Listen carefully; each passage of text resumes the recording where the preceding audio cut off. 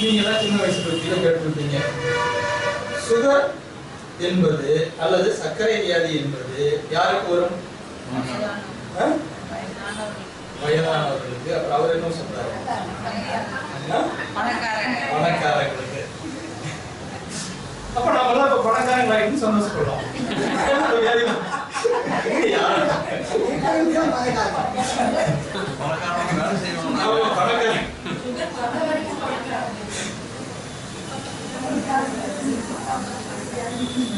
சரி, நீங்க எல்லாம் ஆங்கில மருத்துவத்தோட சார்ந்தவங்களோ தொடர்பு இருக்கிறவங்களோ யாராவது இருக்கலாம். நீங்க எல்லாம் வருத்தப்படக்கூடாது. நான் ஒரு விஷயம் சொல்றேன். ஆங்கில மருத்துவத்துல எவ்வளவோ மேன்மைகள் இருக்குங்க இல்லைங்களா? ஆனா ஒரு கஷ்டம் என்னன்னா, ஆங்கில மருத்துவனுடைய எத்திக்ஸ், ஆங்கில மருத்துவத்தினுடைய ஒரு நியாயமே என்னன்னா, நீங்க ஒரு நோய்க்கு போனீங்கன்னா நீங்க அந்த நோயை சரியான வகையில குணப்படுத்திக்காம போனா என்னவெல்லாம் துன்பம் வரும்னு சொல்றது இல்லைங்களா? டீ சாப்பிடுற வரைக்கும் பேசிட்டே சாப்பிடணும். செடிக்கு உணவு இல்லாத போது சிறிது வயிற்று.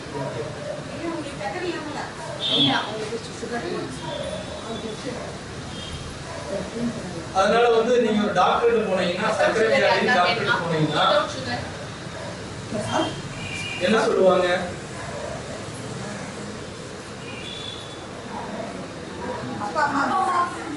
சரி, அப்பா அம்மாவுக்கு இருக்குதான் பாருங்க. அப்புறம் என்ன சொல்லுவாங்க? உடற்பயிற்சி செய்றீங்களா, வாக்கிங் போறீங்களா? அப்ப உடற்பயிற்சி செஞ்சா வாக்கிங் போனா சர்க்கரை நோய் குணமாகலாம், அல்லது சர்க்கரை நோயால் வரக்கூடிய துன்பங்கள் வராமல் இருக்கலாம் இல்லைங்களா? சரி, அப்புறம் என்ன சொல்லுவாங்க? டயட்ல கண்ட்ரோலா இருக்கு. சரி, அப்புறம் டென்ஷன் ஆகக்கூடாது. டென்ஷன் ஆனா சுகர் லெவல் அதிகமாகும். அதனால இனிமேல் நீங்க டென்ஷனாக. டென்ஷனா என்னங்கம்மா, ரொம்ப காலமா எனக்கு ஒரு பெரிய ஒரு குழந்தைய கேட்டாலும் கம்முன்னு நான் டென்ஷனா இருக்கேன். ஸ்கூல் போற குழந்தைய கேளுங்க, அது என்ன சொல்லும்? கம்முன்னுங்க, நாம எதுவும் அதுக்கு வேலை சொல்லக்கூடாது, எதுவும் சந்தேகம் கேட்கக்கூடாது, ஒண்ணும் சொல்லக்கூடாது. ஏன்னா அது என்னவா இருக்குதாமா? டென்ஷனா இருக்குதாமா. நார்மலா அடுத்தடுத்த ஏஜ் குரூப் எல்லாரும் இருக்கிறாங்க. ரொம்ப வயதானவங்க ரிலாக்ஸா ஜாலியா படிச்சுட்டு கேட்டு பாட்டு கேட்டுக்கிட்டு வீட்டுல இருக்கலாம். அவங்க என்னங்கிறாங்க, டென்ஷனா இருக்குது அப்படிங்கிறாங்க. என்னதான் அது டென்ஷன்? வேலையில டென்ஷன்ங்கிற வார்த்தையை நாம புரிஞ்சுக்கிட்டா தானே நாம டென்ஷனா இருக்கலாம். நாம டென்ஷனா இருக்கிற மாதிரி தெரியும் இல்லையா? மன வேகத்துக்கும் செயல் வேகத்துக்கும் உள்ள வேறுபாடு. மன வேகத்துக்கும் செயல் வேகத்துக்கும் உள்ள மன வேகத்துக்கும் செயல் வேகத்துக்கும் இருக்கிற வேறுபாடு. ஒர்க்லோடு கூடுனா டென்ஷன் ஆகுது. சாதாரணமா பேச்சு வழக்குல புரிஞ்சுக்கிட்டாதான் சில விஷயங்களை புரிஞ்சுக்க முடியுங்க. இந்த ஒயர் இருக்குது, இப்ப இது டென்ஷனா இருக்குதா லூஸா இருக்குதா? லூஸா இருக்குது. இதை எப்படி வேணாலும் எடுக்கலாம். இந்த பக்கம் இருந்து நான் இந்த பக்கம் எடுத்து இப்படி எல்லாம் கொண்டு வந்துட்டேன் இல்லைங்களா? இந்த ஒயர் இப்படி இல்லாம இது எப்படி இருக்குது?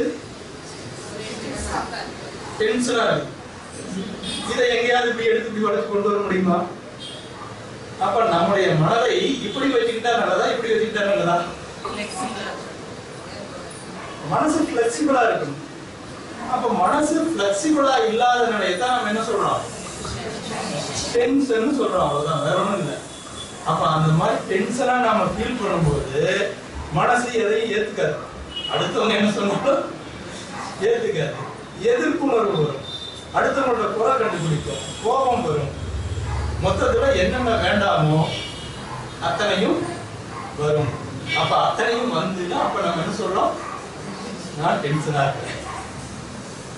சரி, அப்ப இந்த டென்ஷனா இருக்கிறதுங்கிறது நம்ம பல காரணங்களால அந்த சூழ்நிலைக்கு தள்ளப்பட்டு அதை பழகிறோம். அடிக்கடி ஒண்ணு நடந்தா அது பழக்கம் தானே. அப்ப டென்ஷனாக இருக்கிறதுக்கு நம்ம பழகிறோம். ஃபிளெக்சிபிளா இருக்கிறது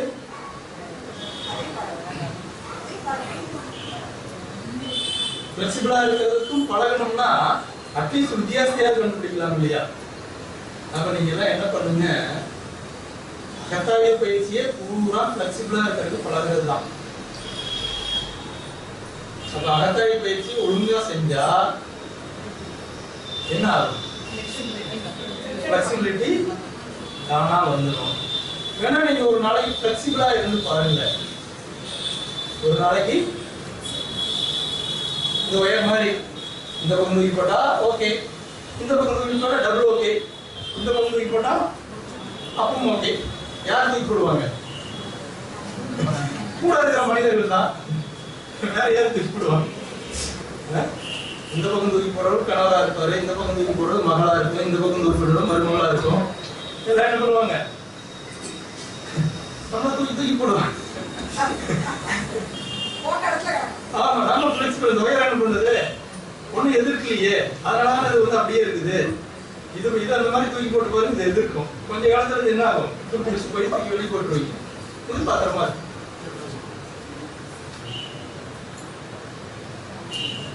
சரிங்களா? அதை பத்தி மருந்துக்கு ரெமிடியா ஆமா, அதை வந்து நம்ம ஆரம்பிச்சோம்.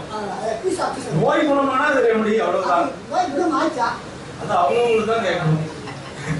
அலோபதி மருந்துல குணமாகலைன்னா எப்படி சொன்னது? பிபி சுகர்னு சொல்லிட்டு பிபி சுகர் போனவங்க அந்த பொட்டன்ஷியல் இன்க்ரீஸ் பண்ணா கன்சிடர் இன்சுலின் எடுத்து வேஸ்ட் பண்ணா கொஞ்சம் கொஞ்சமா சுகர் லெவல் கூடிட்டே போகுது. ஒரு காலத்துல அடுத்த மாத்திரை அப்புறம் இன்சுலின் போனா what is the use of paracetamol? அதானே அவங்க தான்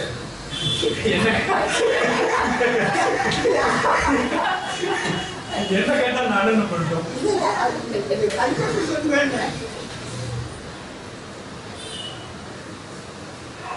சில விஷயங்களை எளிமையான கேள்விக்கு பதில் இருக்காதுன்னு வச்சுக்கங்களேன். ரொம்ப காம்ப்ளிகேட்டட் பதில் சொல்லிடுவாங்க. கடைசியில் நமக்கு பதில் அவங்க பதில் சொல்லியிருப்பாங்க, நமக்கு பதில் புரியாது. அப்ப நோயின்னு நம்ம வந்து ஒரு டாக்டர்கிட்ட போனா அதனுடைய பிரயோஜனம் என்ன அப்படின்னா, நோய் குணமாச்சுன்னா பிரயோஜனம். இவ்வளவுதான், சிம்பிள். மருத்துவத்துக்கு போனா பிரயோஜனம் இருக்குதான்னு கேட்டா, நோய் குணமாச்சுன்னா பிரயோஜனம் இருக்கு. அப்ப நோய் குணமாச்சுன்னா பொட்டன்ஷியல் இன்க்ரீஸ் பண்ணாலும் இவங்க அந்த டிசீஸ் இன்க்ரீஸ் ஆனாலும் அவங்க குணமாச்சு நினைச்சுட்டாங்க.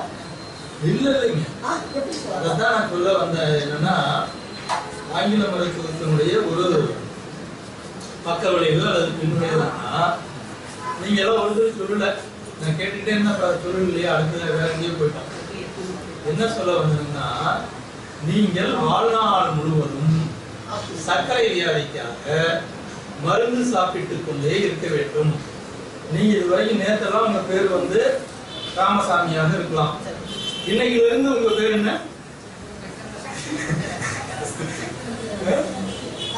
உங்களுக்கு ஒரு பேர் ஒண்ணு பிடிக்குது. உங்க பேர் என்னங்க? நீங்க சர்க்கரை வியாதி ராமசாமி. நம்ம வாழ்நாள் கூட அதுக்கு கூட ஒட்டிக்கும். இந்த மாதிரி எங்க போனாலும் என்ன கேட்பாங்க? முதல்ல சர்க்கரை போடலாமா? அப்ப உங்களை திரும்ப திரும்ப உங்களை எல்லாரும் சேர்ந்து என்ன பண்றாங்க? நீ ஒரு சர்க்கரை நோயாளி, நீ ஒரு சர்க்கரை நோயாளி, நீ ஒரு சர்க்கரை நோயாளின்னு சொல்லிட்டே இருக்கிறாங்க. அப்புறம் என்னன்னா, அப்புறம் சர்க்கரை நோய் என்பது வந்துவிட்டால் ஒரு வருடத்தில் என்னவெல்லாம் துன்பம் வரும், 5 வருடத்தில் என்னவெல்லாம் துன்பம் வரும், 10 வருடத்தில் என்னவெல்லாம் வரும், 15 வருடத்தில் என்னவெல்லாம் வரும், 20 வருடத்தில் என்னவெல்லாம் வரும் அப்படின்னு உங்களுக்கு வந்து தகவல் தெரிவதற்காக ஒரு ரோச்சர் கொடுத்துருவாங்க. ஏன்னா நோயாளிக்கு நோயை பற்றிய அறிவை கொடுக்க வேண்டும். நீங்க என்ன பண்ணுவீங்க? அதை படிச்சுட்டு இன்னும் 5 வருஷம் போனா நான் இப்படி எல்லாம் ஆய்வு நாட்டு, 10 வருஷம் போனா எனக்கு முன்னவெல்லாம் கஷ்டம் வருமாட்டு இருக்குது அப்படின்னு என்ன பண்ணுவீங்க? நல்லா இருக்கும் போதே 10 வருஷம் கழிச்சு என்ன வரும்னு நினைச்சு வச்சுருவீங்க. அப்ப என்ன வரும்? எண்ணியாங்க எழுதுவார் இல்லைங்களா? ஆமா, நீங்க திணியதா தான் எழுதுறீங்க. டாக்டர் சொல்லிட்டாரு, பிரிண்ட் பண்ணி கையில கொடுத்தாங்க, உங்களுக்கு சந்தேகம் வருமா? வராது இல்லையா?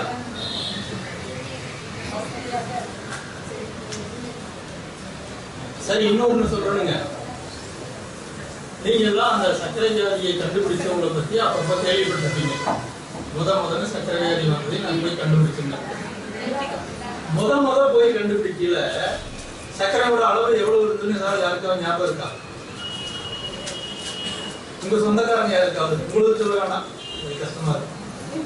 இந்த சொந்தக்காரங்க யாராவது சர்க்கரை இங்க போனேன், நான் ஹாஸ்பிட்டலுக்கு ஒரு புண்ணு இருந்தது ஆர்லின்னு போனேன், அப்புறம் பிளட் டெஸ்ட் பார்த்தாங்க, சுகர் இவ்வளவு இருந்ததாமா அப்படின்னு ஏதோ ஒரு அளவு போட்டுவாங்க. எவ்வளவு சொல்லுவாங்க?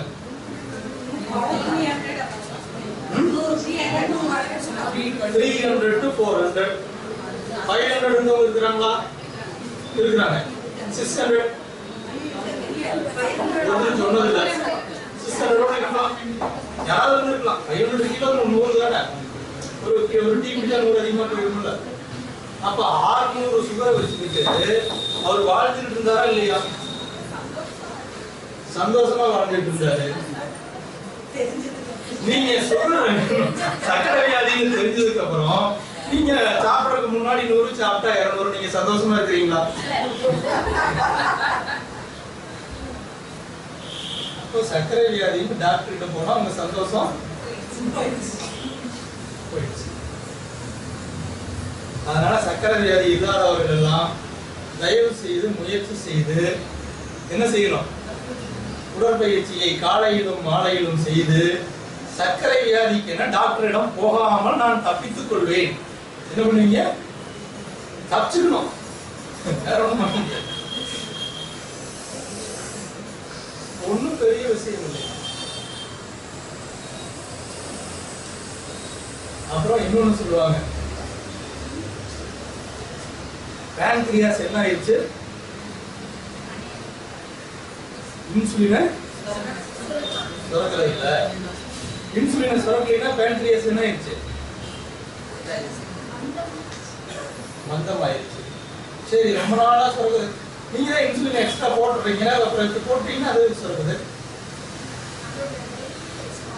வேலை ஸ்டாப் ஆயிடுச்சுன்னா என்னமாங்க அது ஆங்கிலத்தில்?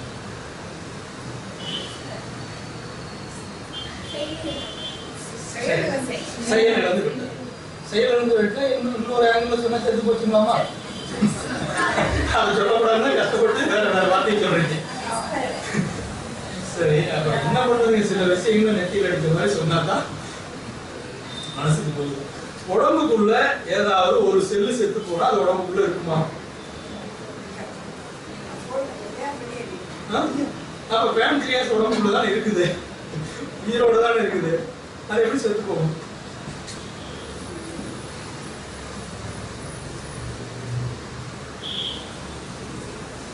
செல்லுக்கு வேலை இல்லை, அந்த செல்லு செய்யக்கூடிய வேலையை நம்ம உடல் இயக்கம் செய்யல. சரி, அந்த செல்லு செய்யற வேலையை செய்ய வேண்டாம்னு சொன்னது யாரு? நம்ம அவங்க செல்லுல அவங்க என்ன சாப்பிடுற மருந்து அதுக்கு மருத்துவம் செய்யாது. ஓ, பேன்கிரியாஸ் என்ன பண்ணுங்க, ரத்தத்தில் இருக்கிற குளுக்கோஸ் லெவல அதுக்குள்ள ஒரு ஒரு மானிட்டரிங் சிஸ்டம் ஏதோ இருக்குது. நமக்கெல்லாம் தெரியாது, ஒரு காலத்துல விஞ்ஞானம் சொன்னா தெரிஞ்சுக்கலாம். விஞ்ஞானம் தானே ஆங்கில மருத்துவம். அதனால நம்ம குறை ஒன்றும் சொல்லதான் நீங்க நினைச்ச கூடாது. நமக்கு என்ன தொந்தரவு இருக்குன்னு மட்டும் நம்ம பார்ப்போம். அப்ப ரத்தத்தில் இருக்கிற சர்க்கரை அளவை கணிக்கிறது. அந்த ரத்தத்தில் உள்ள சர்க்கரை அளவு இருக்க வேண்டிய அளவுக்கு அதிகமாக இருக்குன்னா அதை மறுபடியும் கன்வெர்ட் பண்ற மாதிரியான சுகரா கன்வெர்ட் பண்றதுக்காக, அது கன்வெர்ட் ஆக, அதாவது சக்தியாக மாற்றம் பெறுகிற சர்க்கரையாக மாற்றணும், அதுக்காக இன்சுலின் சுரக்குது இல்லைங்களா?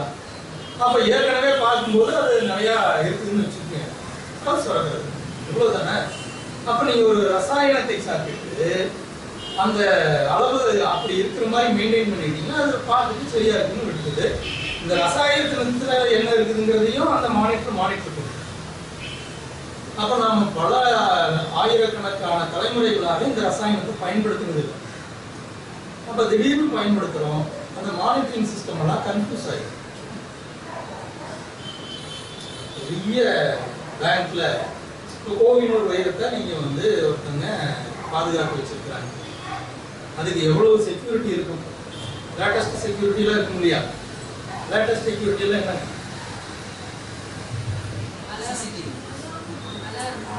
சிசிடிவி, அப்புறம் ஆங்கில படங்கள்லாம் பார்த்தீங்களா? லேசர், அப்புறம் நம்ம கண்ணுக்கு தெரியாத எத்தனையோ செக்யூரிட்டி சிஸ்டம் வந்துருச்சுங்க. ஏன்னா திருடங்கள்லாம் அவ்வளவு அறிவுள்ளவர்களாக இருக்கிறார்கள். அப்ப திருடர்களுடைய அறிவை தாண்டி செக்யூரிட்டி சிஸ்டம் செய்யறவங்க அதை தாண்டி வர வேண்டியிருக்கு. அப்போ எவ்வளவு உலகத்தில் இருக்கக்கூடிய மிகப்பெரிய திருடன் கூட திருட முடியாத ஒரு சிஸ்டத்தை கண்டுபிடிக்கணும்னா யாரால கண்டுபிடிக்க முடியும்?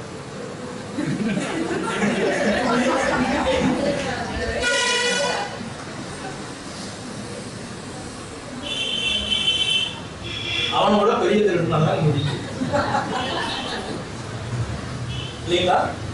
நான் அவருக்கு தான் தெரியும் எங்கெங்க எப்படி எப்படி சிஸ்டம் இருந்தா எப்படி எப்படி ஏமாத்துறதுன்னு. அப்ப எப்படி எப்படி ஏமாத்துறதுங்கிறது தெரிஞ்சவரை காட்டிலும் பெரிய அளவுல ஏமாத்த தெரிஞ்சவர் தான் இன்னொரு சிஸ்டத்தை கண்டுபிடிப்பாரு. அப்ப நாம என்ன பண்றோம், நம்ம உடம்பு அவ்வளவு பெரிய சிஸ்டமா இருக்குது. எப்படி எல்லாம் ஏமாத்த தெரிஞ்சதுன்னா எப்படி எல்லாம் ஏமாத்தினாலும் கண்டுபிடிக்கிற மாதிரி ஒரு பெரிய சிஸ்டமா இருக்குது. நாம என்ன பண்றோம்னா, முதல்ல நீங்க ஒரு மருந்து கண்டுபிடிக்கும் போது ட்ரையல் போகும். இந்த ட்ரையல் போகும்போது அந்த மருந்தை உடம்பு ரிஜெக்ட் பண்ணிடுச்சுன்னா அப்புறம் மார்க்கெட் பண்ண முடியாது. அதுல இருந்து சைடு எஃபெக்ட் வந்தா மார்க்கெட் பண்ண முடியாது. அப்ப நம்ம அறிவை கொண்டு என்ன பண்றோம்னா, திருடனா இருக்கும் இல்லையா? நீங்க உள்ள போடுற கெமிக்கலை உங்க உடம்பு ரிஜெக்ட் பண்ணக்கூடாது, எதிர்க்க கூடாது, பின்விளைவு வரக்கூடாது. அப்பவும் என்ன பண்ணது உடம்பு, நான் 1 வருஷத்துக்கு பொறுத்துக்குவேன் அப்படின்னு சில மருந்துக்கு சொல்லுது. சில மருந்துக்கு 5 வருஷத்துக்கு பொறுத்துக்குவேன். உடல் இருக்கிற இயல்பான உயிருள்ள தன்மையை தவிர உயிர் இல்லாத எதை உடம்புக்குள்ள போட்டீங்கன்னாலும் அதை எப்படியோ கண்டுபிடிச்சு வெளியெடுச்சு. புரியுங்களா? நாம சாப்பிடுற பொருள்லாம் உயிர் இருக்கிறதுனா உயிர் இல்லாத மருந்துகள் எல்லாம் சாப்பாட்டே உயிர் இல்லை சார். சாப்பிடுற சாப்பாட்லயும் இல்லையே, வேக வச்சு கொண்டுதான் சாப்பிடணும். சரி, அதையெல்லாம் போனோம்னு வச்சுக்கோங்க, நம்ம தவறு செய்ய முடியாது இல்லைங்களா? இருந்தாலும் சரி, அப்போ உங்களுக்கான டாக்டர் யார் அப்படிங்கிறது மட்டும் பார்த்துட்டாங்க. உடனே ஃபீஸ் ஆஃபீஸ் நீங்க எல்லாம் உங்களுக்கு நிறைய டாக்டருங்க இருப்பாங்க சென்னையில, பெரிய பெரிய ஸ்பெஷலிஸ்ட் எல்லாம் இருப்பாங்க. உங்களுக்கு உண்மையிலேயே உங்களை கவனிச்சுக்கிற, உங்களை குணப்படுத்துற டாக்டர் யாரு? நீங்க. உங்க டாக்டர் யாரு? நீங்க தான். நீங்க வேணா சில சமயம் அனுபவப்பட்டிருப்பீங்க. இருக்கிற எல்லா இன்வெஸ்டிகேஷனையும் பண்ணி எல்லாத்தையும் ஒரு பெரிய கைலா போட்டுட்டு ஒரு 10 ஸ்பெஷலிஸ்ட் கிட்ட போய் எல்லாம் பார்த்துருப்பாங்க. நீங்க சொல்றதை மட்டும் அவங்க புரிஞ்சுக்க, உங்களுக்கு என்ன கஷ்டம்னு நீங்க சொல்லுவீங்க, அதை அவங்க கண்டுக்கவே மாட்டாங்க. ஏன்னா அவங்க உங்களை பார்த்து உங்க ரெக்கார்ட்ஸ் பார்த்தோன்னே அவங்க மைண்ட்ல ஃபிக்ஸ் பண்ணிக்குவாங்க. அப்புறம் அவங்க அதே மைண்ட்ல மருந்து கொடுப்பாங்க. உங்களுக்கு தேவையே இல்லாத மருந்து தான் இருக்கும். அந்த மருந்து சாப்பிட்டு அப்புறம் வேற ஒரு அது தேவையில்லையே. அதனால உங்களுக்கு யார் டாக்டர்? நீங்க தான் டாக்டர். உங்களுக்கு தான் தெரியும். அதனால ஒரு நோய் குணமாச்சா இல்லையாங்கிறது யாருக்கு தெரியும்? உங்களுக்கு தான் தெரியும். நோய் இருக்குதா இல்லையாங்கிறது யாருக்கு தெரியும்? உங்களுக்கு தான் தெரியும். அதை கண்டுபிடிக்கணும்னா என்ன செய்யணும்னா, ஆரோக்கியமாக இருக்கும்போது உடல் இயக்கங்கள் எல்லாம் எப்படி இருக்குது அப்படிங்கிறத நம்ம நல்லா மைண்ட்ல ரெஜிஸ்டர் பண்ணி வச்சுக்கணும். நம்ம இந்த மாதிரி வயசுல இருக்காங்கன்னு வச்சுக்கோங்க. இந்த மாதிரி வயசுல கண்ணு எப்படி தெரியுது? உங்களுக்கு கண்ணு எப்படி தெரியும்? நல்லா தெரியும். கண்ணு நல்லா தெரியுது. எதையெல்லாம் நம்ம நல்லா இருந்து பார்க்கறாங்க. ஒரு மரத்தில் இருக்கிற ஒரு இலை தெரியுது, ஒரு கொத்து தெரியுது. அந்த கொத்துல இருந்து சைடுல ஒரு சின்ன காம்பு தெரியுது. அந்த காம்புல இருந்து இலை தெரியுது. என்னன்னு பார்த்தா தெரியுது. அப்ப அதெல்லாம் தெரிஞ்சதுன்னா அதையெல்லாம் பார்க்குற அளவு கண் நல்லா இருக்கு. அந்த இலை தெரியல, இந்த பக்கம் வேப்ப மரம் இருக்குது, இந்த வேப்ப மரத்துல தான் தெரியுது, அந்த மரத்துல தெரியலன்னு வச்சுக்கோங்க. அப்ப சின்ன வயசுல அங்க தெரியற அந்த இலையில இருக்கிற ஒரு சின்ன இலை தெரியுது. அப்ப அது ஆரோக்கியமான கண். வயசாக வயசாக வேப்பல தான் தெரியுது, அது தெரியல, ஒரு மரமும் தெரியுது, கிரீன் தெரியுது, அவ்வளவுதான் அப்படின்னா கண்ணோட ஆரோக்கியம் குறைஞ்சு போச்சு. இது டாக்டர் கண்டுபிடிக்கவே முடியாது, நீங்க தான் கண்டுபிடிக்கணும். அப்ப ஆரோக்கியமாக இருக்கிற உடல் உறுப்புகள் என்பதை நீங்கள் நினைந்து அதனுடைய அடையாளங்களை கண்டுபிடித்து சந்தோஷப்பட்டீங்கன்னா அது மாறில கண்டுபிடிக்கலாம். இப்போ உங்களுக்கு பசி எப்படி இருக்கிறது அப்படின்னு கேட்டா உங்களுக்கு பதில் சொல்ல தெரியுமா? எத்தனை பேருக்கு உங்க பசியை பத்தி தெரியும்? யாருக்காவது தெரியுமா? தெரிஞ்சா சொல்லுங்க.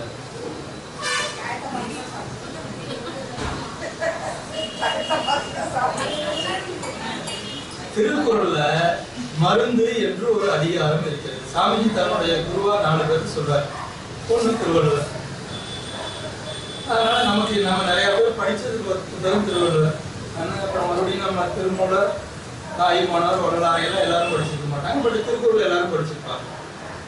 மருந்து என்று ஒரு அதிகாரம் இருக்கிறது. 940 இருந்து 950 வரைக்கும். அந்த குறள்ல 10 குறள்ல 6 குறள் சாப்பாட்டை பற்றி சொல்லி இருக்கிறார் திருவள்ளுவர். மற்றது அறிந்து மாறு அல்ல குயிக்க துவர பசித்து. மேபி உங்களுக்கு எல்லாம் சின்ன வயசுல மனப்பாட பாட்டா கூட வந்திருக்கலாம். நீங்க மனப்பாடம் பண்ணி எழுதி 2 மார்க்கு வாங்கிருக்கணும். அந்த குறள் இல்லாதவனா கூட இன்னொரு குறள் எல்லாருக்கும் தெரிஞ்ச குறள். நோய் நாடி, நோய் முதல் நாடி, வாய் நாடி, எல்லாருக்கும் தெரியும் இல்லையா? அப்போ ஒரு நோய் வந்ததுன்னா முதல்ல நம்ம என்ன பண்ணணும்? நோய் என்னன்னு கண்டுபிடிக்கணும். நோயவே தப்பா புரிஞ்சுட்டா தப்பு. அடுத்தது என்ன கண்டுபிடிக்கணும்? நோய்க்கான காரணத்தை கண்டுபிடிக்கணும். அதுக்கப்புறம் தான் மருந்தை பத்தி பார்க்கணும். நம்ம முதல்ல என்ன பண்றோம்? முதல்ல நோயை தெரியாம பண்றோம். நோயினால நமக்கு துன்பம் வருது. எந்த மருந்து நோயினுடைய துன்பத்தை நமக்கு தெரியாம பண்ணுதோ அந்த மருந்து எடுத்துக்கணும் இல்லைங்களா? அப்ப நோய்க்கான காரணத்தை கண்டுபிடிக்க முடியுமா? நோயினால் இருக்கிற துன்பத்தை நம்ம மறைச்சிட்டோம்னா நோயை பற்றிய கவலையே போச்சு. நோயினால துன்பமே ஏன் வருது தெரியுங்களா? நோயினால ஏன் துன்பம் வருது?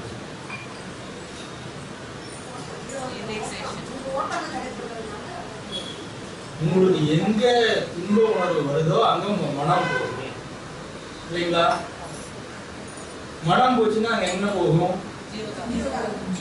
ஆமா, ஜீவகாந்த ஓட்டத்தை அங்க கொஞ்சம் கூடுதலா இருக்கும். உயிர் ஓட்டம் அங்க கூடுதலா இருக்கும்.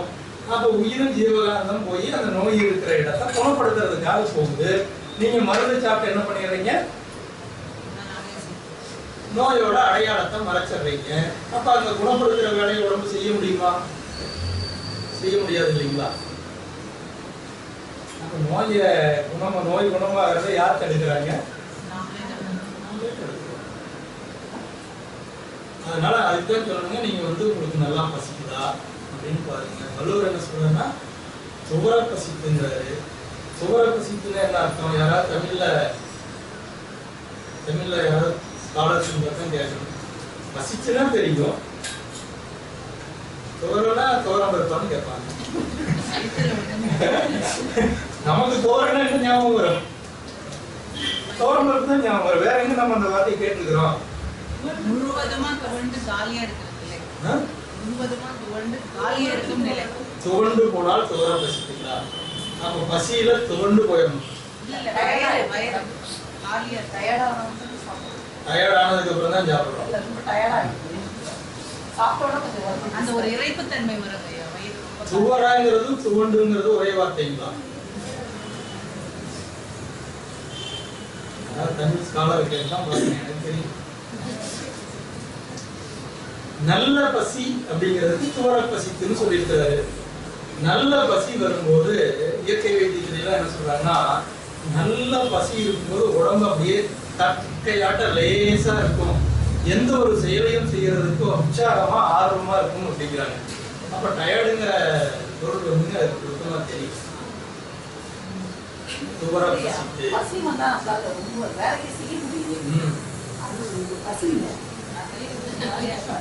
பசி வந்தா வேலை செய்ய முடியல அப்படின்னா என்னன்னா இப்ப நம்ம மாடர்ன் சயின்ஸ் கொஞ்சம் எடுத்துக்கிட்டோம்னா உடல்ல குளுக்கோஸ் லெவல் குறைஞ்சு போச்சு அப்படிதானே? பசி வந்தா வேலை செய்ய முடியல. கொஞ்சோண்டு சுகர் சாப்பிட்டீங்கன்னா, சர்க்கரை சாப்பிட்டீங்கன்னா, ஒரு ஜூஸ் சாப்பிட்டீங்கன்னா, குளுக்கோஸ் சாப்பிட்டீங்கன்னா உடனே சரி. அப்ப அந்த உணவு வயிற்றுக்கு போய் சக்தியாக மாற்றம் பெற்று அப்புறம் உங்களுக்கு சக்தி வந்துதான். உணவு ஜீரணமாக எவ்வளவு காலம் ஆகும்?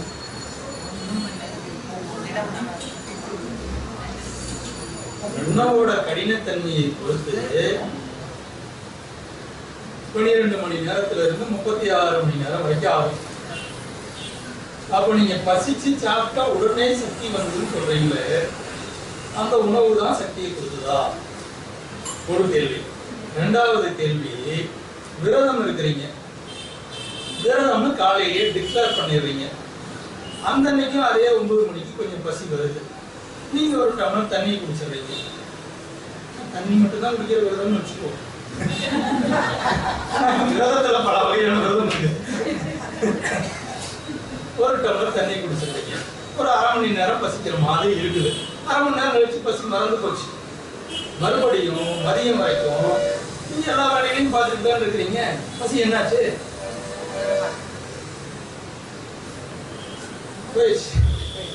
சாப்பிடவே இல்லை அப்படின்னு நாம சொல்லிக்கிற மனவளக்கலை தெரிஞ்சதுனால தெரியாதவங்களுக்கு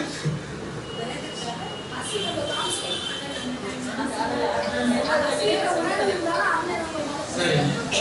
கோபியில ஒரு தமிழ் ஆசிரியர் இருக்கிறார், இனியன்னு பேரு. அவரு 12வது வருடமாக வெறும் தண்ணீர் மட்டும் சாப்பிட்டுக் கொண்டு தமிழாசிரியராக வேலை செய்து கொண்டிருக்கிறார். வெறும் தண்ணீர். முடியுமா? இருக்காரு. அப்புறம் நம்ம ஆழியாரு கூட ஒருத்தர் வந்தார், சூரிய யோகி அப்படின்னு.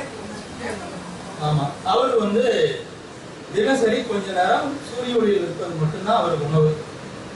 அவர் நம்ம டிஆர்கே அவங்க கூட அவர் வீட்டுல கூட்டிட்டு போய் 1 வாரம் வச்சுட்டு பார்த்துருக்காரு. சும்மா எங்க வீட்டுக்கு விருந்தாளியா வாங்கன்னு கூப்பிட வேண்டியது. 1 வாரம் எங்க வீட்டுல தங்குங்க, 1 வாரம் பூரா பார்த்தா அவர் எதுவுமே சாப்பிடணும். 1 வாரம் சாப்பிடாதோட கொஞ்சமாவது மனிதன் வித்தியாசம் தெரியும். அவர் எப்படி அவர் கொஞ்சம் சாப்பிட்டா கவனிக்கிற மனிதர் தானே கார்த்திகை. அதனால 1 வாரம் சாப்பிடாத மனிதர்கள் ஒரு நாள் கண்டுபிடிக்க முடியும் தானே. 1 வாரம் பார்த்தா 1 வாரம் சாப்பிடவே இல்லை. அப்புறம் மருதாச்சல அடிகளார் சொன்னோம் இல்லைங்களா, அவர் ஒரு தடவை மவுண்ட் கைலாஸ் போனார். அந்த கைலாஸ் போன ட்ரிப்ல அவரு இருந்திருக்கிறார். அப்ப எந்த உணவும் இல்லாமல் மவுண்ட் கைலாஸ் போயிட்டு வந்தார். சரிங்களா? இதுக்கு என்ன சொல்றது? அவரு மனுஷன் தானே. அப்ப உணவு நமக்கு உடலுக்கு தேவைப்படுகிறதா, வயிற்றுக்கு தேவைப்படுகிறதா, நாக்குக்கு தேவைப்படுகிறதா, சில சமயம் கடிகாரத்திற்கு தேவைப்படுகிறதா,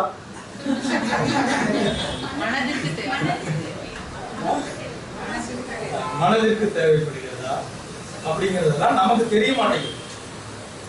கொஞ்சம் யோசிச்சு பார்த்தா சில சமயம் அதெல்லாம் தெரியலாம். நம்மளாம் சிந்தனையாளர்கள் தானே, அப்புறம் அறிஞர் பெருமக்கள் வேற. அதனால கொஞ்சம் யோசிச்சு பார்த்தோம்னா சாதாரண மனிதர்களோட கொஞ்சம் கண்டுபிடிச்சிடலாம்.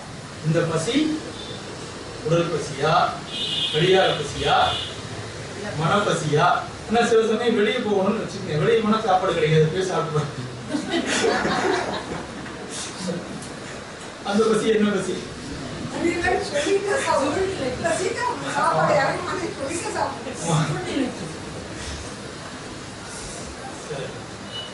அதனால நம்மெல்லாம் சிந்தனையாளர்கள், சாதாரண மனிதர்களை காட்டி நம்ம கொஞ்சம் கூடுதலா சிந்தித்து பார்ப்போம்.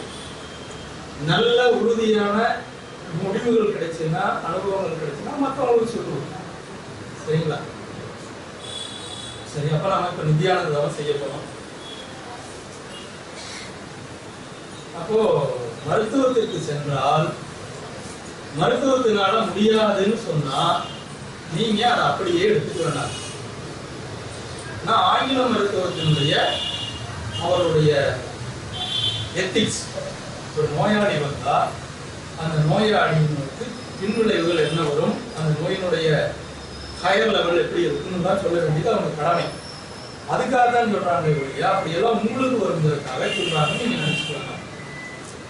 இன்னும் ஒரு உதாரணத்தை சொல்லிட்டு முடிச்சுக்கோங்க, அடுத்தது போலாம். ஏன்னா அது ஞாபகம் வரும்போது சொல்லிட்டு அவங்க மனசு நல்லா பதிகிற உதாரணம்.